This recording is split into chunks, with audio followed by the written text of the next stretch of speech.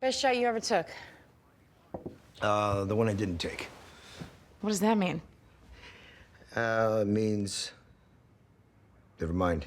Welcome to Watch Mojo, and today we're counting down our picks for the top 10 things you missed in Hawkeye Episode 4. Kate, I asked you to simply retrieve my arrows, not stage a play.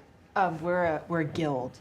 For this list, we're looking at the best MCU callbacks, comic book references, and Easter eggs in this entry of the sharpshooting series. If you haven't seen the latest episode yet, watch out for spoilers ahead. What was your favorite moment in this week's Hawkeye? And did you catch that Kate used a move from episode 1 to get rid of a gun this week? Let us know in the comments below. Number 10. Yelena's comic-accurate costume. Maya's on the roof with me. No, Maya is definitely here!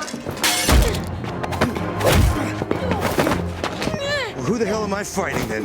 Yelena was unrecognizable when she first showed up in a black costume with bright green goggles. However, comic fans could have guessed it was her as soon as she appeared in the episode previews. After Yelena fought the Avengers in a climactic battle, it appeared that Hydra assassinated her. But she's later revealed to be alive and wearing a black suit with a headpiece that had green goggles too. Dressing Yelena in her comic book costume was a great nod to comic fans. While she may not be able to copy other people's superpowers like a similarly dressed version of her could in the comics, Florence Pugh's take on the character is still extremely dangerous. Someone is hired. The Black Widow assassin. This has gotten very real, very quickly. Number 9. A sad musical motif. Natasha Romanoff was pretty damn good at it, wasn't she? Being good isn't always enough to keep you alive. Although we've gotten constant reminders about Natasha's tragic demise throughout Hawkeye, the 4th episode really drives her death home. Not only do we hear tough conversations about Black Widow, we also see a harrowing endgame flashback. But the saddest reference to Natasha comes after Kate is sent tumbling off the roof. While a terrified Clint races to see if his protege is okay, a familiar musical cue plays. Get out of here.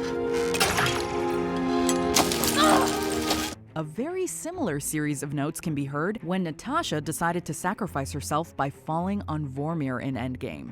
No. Please, no. It's The parallels between the show and movie scenes helped underscore Clint's decision to end his partnership with Kate. Look, I know that tonight didn't go as planned, but I chose to be here. I understand the risk. I understand all of that. I'm not gonna do it. Do you hear me? Do you hear me? Number 8. Kate's clever t-shirt reference. I made this myself. No way! By hand. Maybe I could hire you to make my next one. While we love every outfit in Kate's wardrobe, her Laika the Space Dog t-shirt is our favorite item of clothing so far. The design of a little dog in a capsule reminiscent of an arrow is a layered callback to the comics. First and foremost, Kate wears this exact shirt in a comic where she goes to help Clint Barton at a crucial moment. And the design also reminds us of the fact that Lucky the Pizza Dog's original name was Arrow before he met either Hawkeye. We love that the costume department made the effort to perfectly recreate Kate's shirt. If we're lucky, maybe we'll see one of Clint's more outrageous costumes on screen too. How about enough materials to make your costumes plus 2 more? I know a certain someone who needs a little help with theirs. Number 7. Thanos Was Right merchandise nods to another 2021 Marvel story. Morning. Morning.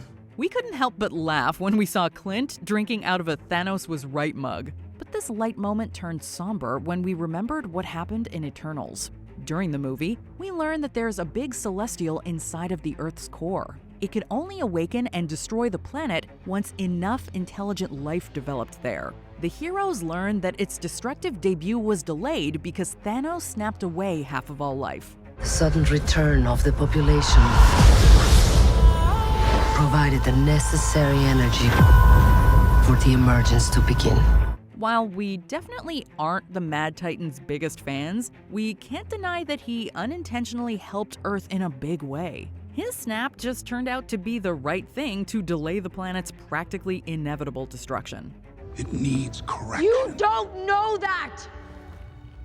I'm the only one who knows that. Number 6. A Great Boomerang Arrow Callback. How do we get more trick arrows? Well, there are no more trick arrows. Like in the world? Basically.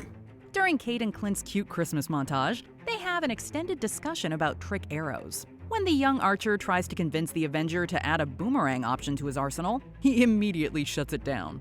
Have you ever heard of boomerang arrows? What? Why would I ever want to use a boomerang arrow? Because they come back. But they were actually on different sides of this argument in the comics. When Clint shows Kate the boomerang arrow in one story, she immediately makes fun of it. However, she ends up using it to save her mentor's life from a tracksuit Dracula. This hilarious and poetic comic book moment makes us think that the MCU's Clint should give the boomerang arrow a second chance. If all trick arrows were boomerangs, then we'd have them all. Coming back at us. You'd have to dodge. Number 5. Is Yelena sparing Kate on purpose? Kate, get out of there now. What? Why? Before Yelena threw Kate off the roof, the assassin made sure the young archer was secured to a rope. And when Kate had an arrow aimed at Yelena, the experienced assassin gave the archer a silent no before fleeing. Since the Black Widow graduate doesn't tend to flinch at guns in her face, we doubt the arrow scared her. But what if Yelena just doesn't want to risk hurting Kate? While she might just be opposed to harming innocents, there is a chance someone told her to avoid Bishop. Was it just a coincidence Yelena showed up after Kate's mom met Clint and made a suspicious call? It's Eleanor. Could you call me back, please? It's urgent. Whether Mrs. Bishop is involved or not, it doesn't appear like Yelena's planning on taking Kate out. Go home, Kate. It's over. Number 4. Clint's trick may be extremely important later. You got any other cool tricks? Well, I could knock somebody unconscious with that, like 20 feet away. The experienced Hawkeye took a break from decorating the Christmas tree to prove he could turn a tiny ornament into a dangerous projectile. After showing off his impressive skills, he taught Kate how to pull off the trick as well. This bonding scene could be the key to defeating Kazi in the future. This is the final warning. Let's get it done. When the villain shot Clint in the comics, it looked like he and Kate were both done for. But the Avenger grabbed the small bullet he was hit with, flicked it at Kazi, and caused enough of a distraction to turn the tables. Maybe the live-action Clint or Kate will follow the comics and knock Kazi down a peg with a small item by the time the series ends. You do it this time. Okay.